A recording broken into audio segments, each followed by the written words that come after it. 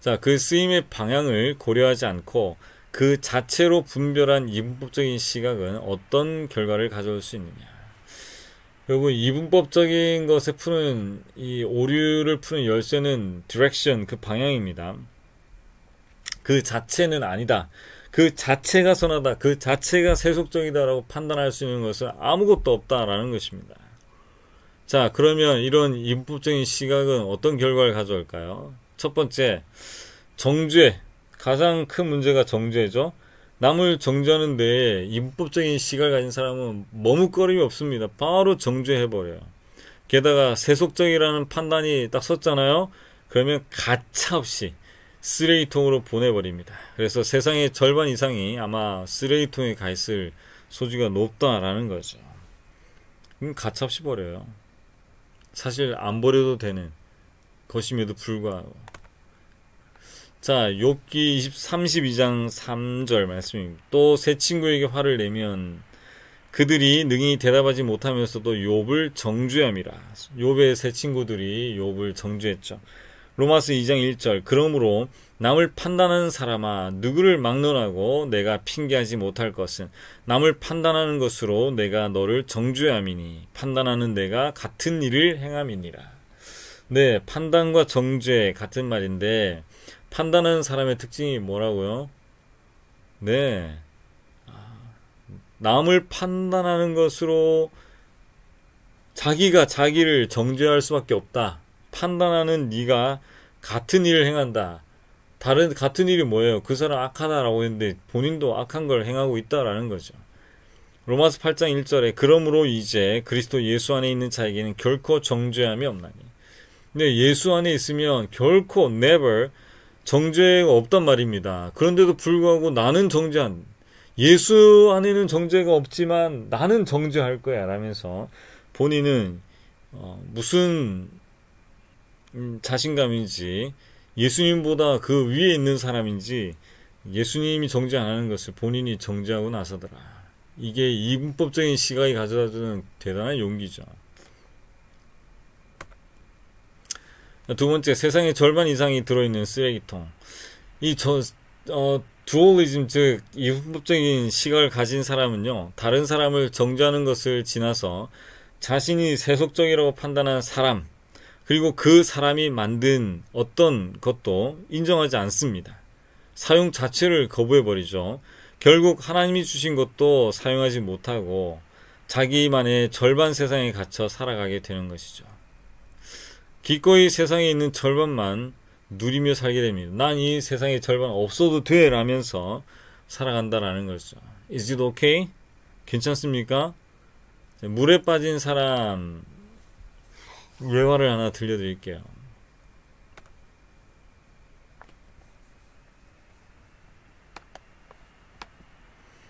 자, 또 필요 없네요.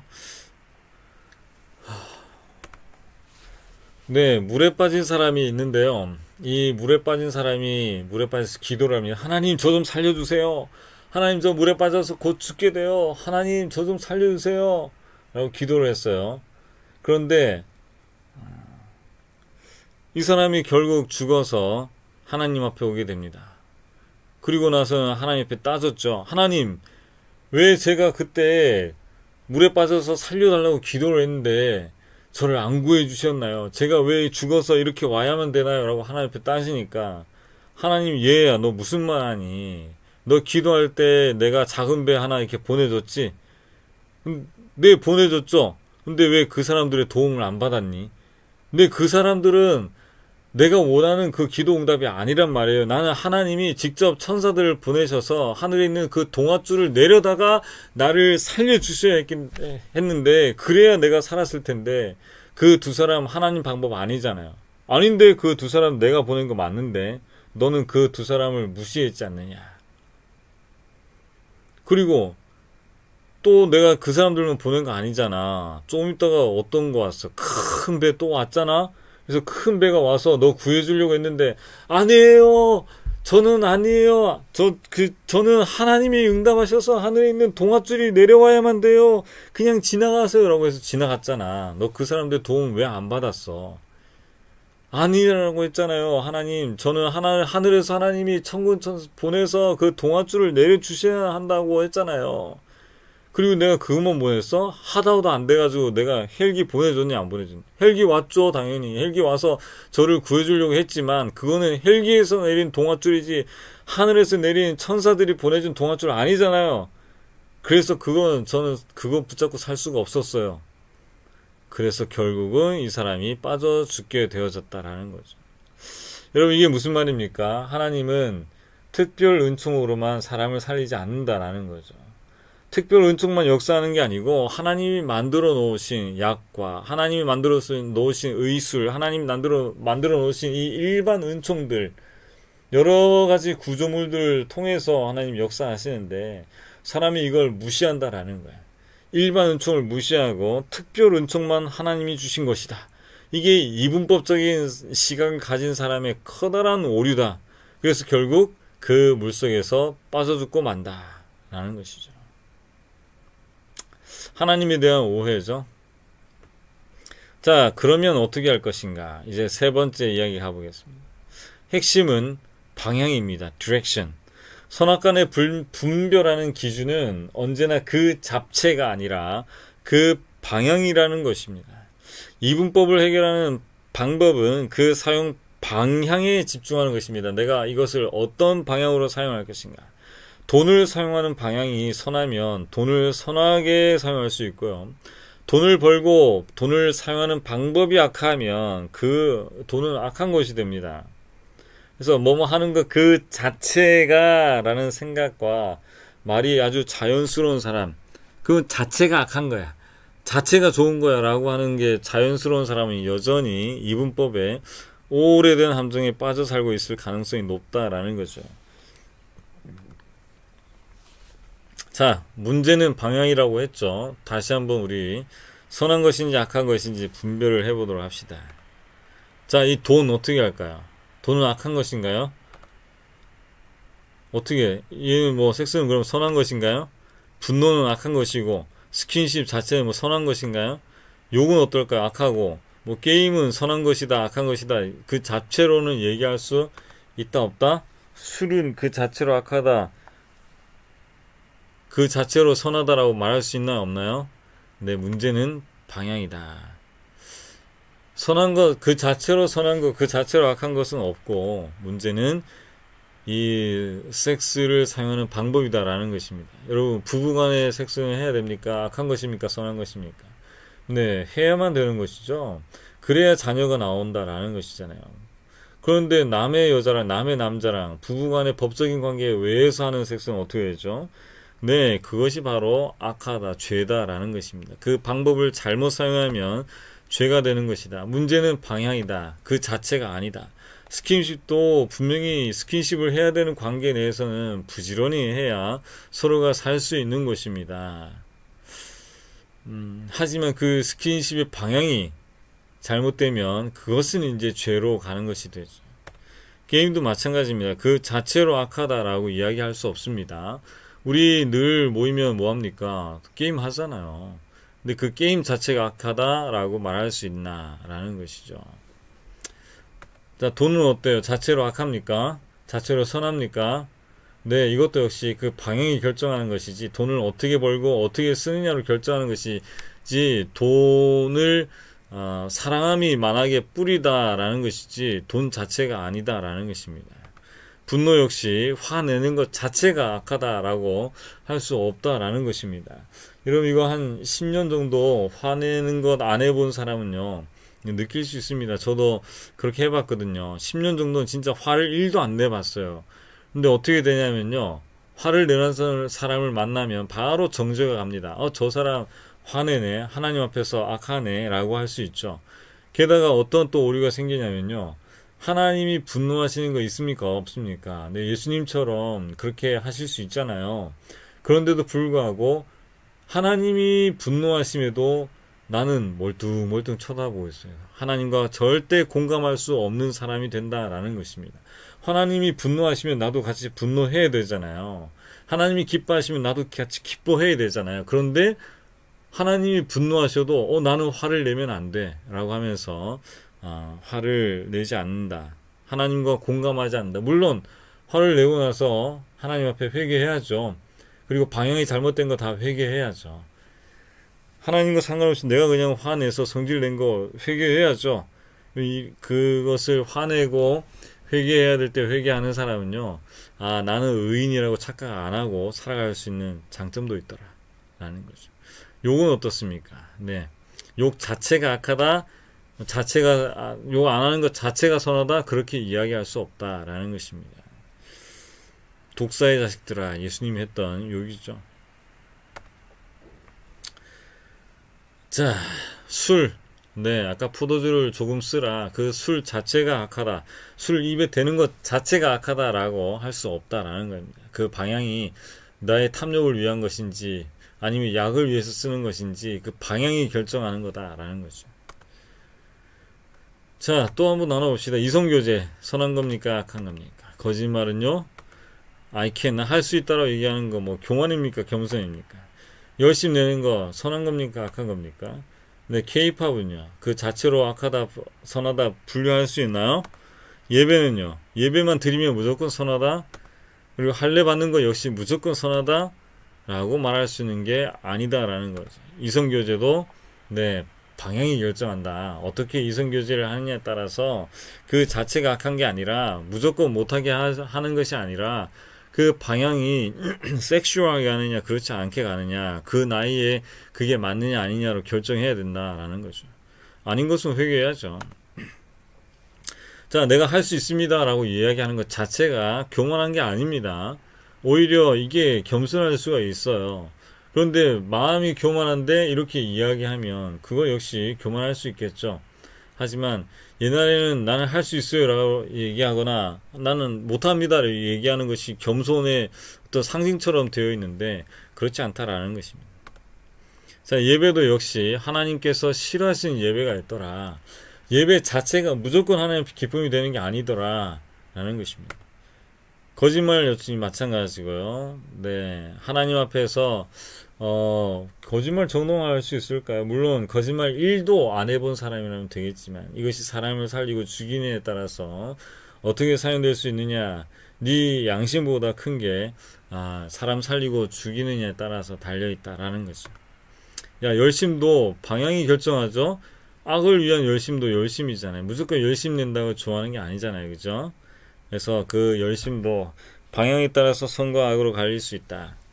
K-팝도 역시 잘 사용하면 하나님 앞에서 선하게 사용될 수 있지. 그 자체가 악하다 금지시키면 될 일이 아니다라는 것입니다. 할례도 역시 마찬가지죠. 할례도 누구에게는 행하고 누구에게는 전략적으로 행하지 않는 일 할 수 있다. 이 자체가 선하다 무조건 해야 된다라고 하는 거 아니다라는 것입니다. 자, 크리스천 코딩. 그러면 이분법적 시각에서 빠져나오지 못하면 어떤 삶을 살게 될까요? 첫 번째, 눈총이 있습니다. 여러분, 눈에도 총이 있다라는 걸 알고 계십니까? 사람이 육체적 폭력이나 언어 폭력에만 죽어 넘어가는 것이 아니에요. 시각 폭력에도 죽어 나갈 수 있다. 그것이 바로 눈의 총, 바로 눈총의 힘입니다. 이분법적 시각으로 사는 사람들은 늘 정죄를 기본 옵션으로 가지고 살아갈 수밖에 없어요. 세상의 절반은 그 자체가 세속적으로 보이기 때문입니다. 일단 남을 정죄하는 것은 그 반대에 있는 자신, 즉 정죄를 안 받는 쪽에 있는 내 자신을 나는 옳게 사는 사람이다 라는 인식을 주기 때문에 삶에 지치지 않는 재미를 줍니다. 남을 정죄하는 행동 자체가 사실은 사람에게 적지 않은 희열을 줘요. 저 사람 악하다 막 정죄할 때 이상하게 나는 반대편에 있다는 희열이 생겨나기도 한다라는 것입니다. 이거 제가 다 해봐서 이미 겪어봐서 아는 맛이죠. 여러분, 하나님 앞에 은혜를 받으면요 사람의 눈이 확 뜨입니다. 그러면 평소에 악한 것 그 다음에 선한 것 분류를 못하고 살다가 햇빛이 쫙 들어오면은 여기 공기 중에 있는 오해 물질이 보인단 말입니다. 먼지가 보인단 말이에요. 그치? 하나님 앞에 은혜 받을 눈부터 밝아지기 때문에 어떤 것이 선한 것인지 어떤 것이 악한 것인지 마음속에서 이게 구분이 된다는 거예요. 처음 구분될 때는 네, 그 자체로 구분되는 것이 맞습니다. 그 자체로 악하게 보이고 그 자체로 선하게 보여요. 하지만 이것으로 절반만 살아갈 수밖에 없다. 절반의 것만 선하고 절반의 것만 섭취하고 절반의 것만 취하고 절반의 것만 인정하고 나머지 다 죽인단 말입니다. 그래서 다른 사람을 기본 이 세속에 속한 사람들을 정죄할 수밖에 없어요. 근데 정죄가 얼마나 오만한 일인지, 얼마나 그 정죄 자체가 하나님 자리에 앉는 위험한 일인지를 모르고 그냥 하게 되어져 있습니다. 그래서 이것이 많이 구분되면 구분될수록 정죄를 하면 살아갈 수밖에 없다. 저도 이 정죄가 굉장히 이분법적으로 갈라질 때 굉장히 정죄가 아이러니하게 힘들었습니다. 아니, 내가 다른 사람 악하게 보이고 무엇이 선하게 보이긴 하는데 그 행동이 악하게 보이면 바로 정죄가 나오냐. 어디 하나님 앞에서 저럴 수 있느냐. 예를 들면요, 어느 정도 구별되냐 하면 그 사람이 땅에 침을 벗는까지 다 걸려요. 눈이 밝아지면 그 사람이 횡단보도를 무단횡단 하잖아요. 그것까지 이건 정죄가 다 걸립니다. 그리고 뭐 유턴, 불법 유턴 못하죠. 그런데 운전을 하다 보면요, 중앙선을 안 넘고 운전할 수 있는 방법이 없어요. 그러면 세상 밖으로 나가야 됩니다. 그러면 그 사람들 다 정지하고 나는 어떻게 할까요? 중앙선 침범해야 되는데. 네, 그러면 뭐 나도 같이 정죄해야 되는 거죠. 그렇게 자기 자신까지 정죄에 집어넣는 사람은 양심적인 사람입니다. 거기서 빨리 빠져나올 수가 있어요. 정죄를 하기 시작하면요, 세상에 정죄 속에 안 들어온 사람이 없을 만큼 정죄를 칼같이 해야 돼요. 저는 이 정죄라는 것에서 빠져나오기 위해서 어떻게 했냐면요, 다른 사람이 옆 땅에 침을 착 뱉잖아요. 그러면 빨리 정죄가 막 나갑니다. 저 사람이 막 악하고 막 이렇게 할 때 바로 나도 어떻게 하냐면 정죄하는 것 자체를 막기 위해서 나도 같이 땅에 침을 뱉었어요. 저 사람이 무단횡단한 것 때문에 막 정죄가 올라오잖아요. 그러면 나도 그 정죄를 안 하기 위해서 똑같은 사람을 만들었다라는 것입니다. 똑같이 무단횡단. 그 사람이 유턴하는 거 보면 불법 유턴하잖아요. 그럼 또 막 정죄가 일어나요. 그러면 나도 어떻게 하냐면 정죄가 감지되는 순간 나도 바로 불법 유턴 해버립니다.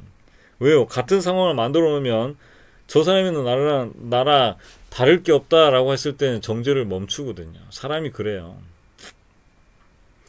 그 사람이 범죄하는 것 때문에 내가 정죄한다면, 왜 정죄하는 것보다 같이 범죄하는, 그렇게 큰 뭐 죽이고 살리는 문제가 아니고서는 같이 이 흙탕물 묻는 걸 선택하느냐? 왜냐하면 정죄하는 것 자체가 더 크기 때문에 그래요. 하나님 앞에서 더 큰 악이라는 거죠. 왜 그럴까요? 정죄는요, 의로움에서 나가는 거거든요. 내가 다른 사람을 정죄한다는 말은 내 속에 일단 의로움을 내가 인정했다는 말이에요. 그런데 세상에 의로우신 분이 한 분밖에 없잖아요. 하나님밖에 없단 말입니다.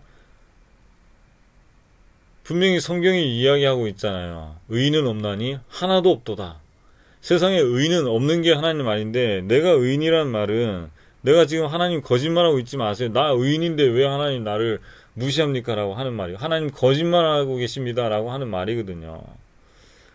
그래서 여러분, 정죄는 심판자의 자리에서 나온다. 의로운 자리에서 나온다라는 것입니다. 내가 다른 사람 심판하는 거란 말입니다. 내가 그러면 감히 하나님 자리에 올라가느냐? 그게 더 큰 죄죠. 내가 감히 나는 누군데 하나님이 만들어 놓으신 이 저 사람들을 나는 누구길래 내가 다 심판하고 있느냐는 거죠. 내 속에 무슨 의로움이 있느냐는 거죠. 내가 내 속에 뭔가 구원받을 만한 건덕지가 있어서 구원받았다라고 이야기하는 것과 다를 것이 없거든요. 커다란 오만이자 착각이자 교만이잖아요.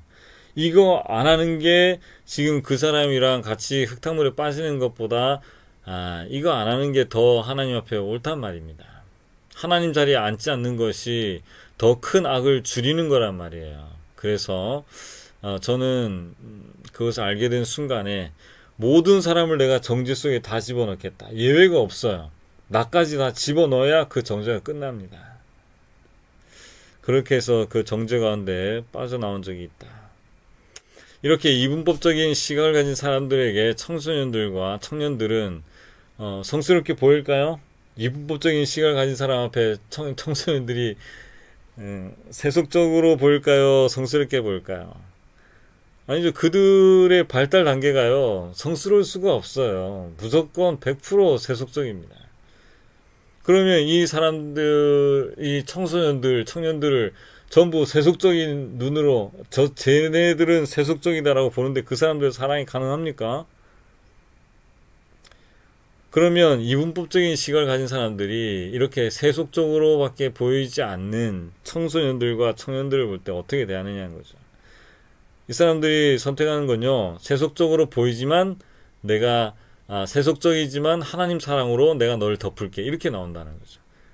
극복이 됩니다. 막 아니거든요. 그 사람이 보는 이 이분법적인 시각을 버려야 되는 거거든요. 왜냐하면 판단 기준 시각이 지금 틀려 먹었단 말이에요. 세속적인데 사랑으로 덮어서 극복하는 방법을 택한다. 아니거든요. 걔네들은 세속적인 그 자체가 세속적인 게 아니란 말이에요. 사랑을 선택했지만 눈에서 나가는 정죄는 어떻게 감출 수가 없을 거예요. 물론 아이들도 그걸 모를 리가 없습니다. 아, 저 사람한테 가면 내가 정죄를 받는구나. 예수님한테 가면 정죄함이 없다고 했는데 저 사람은 나를 정죄하네. 예수님한테 가면 정죄함이 없는데 나에게만 오면 정죄함이 생기는 이 모순, 어떻게 해결할 거냐는 거죠. 정죄와 심판은 의로움에서 나간다. 나는 누구이길래 정죄와 심판까지도 하고 살아가는지 질문해 보면 이제 어떻게 해야 될지 답이 나온다라는 것입니다.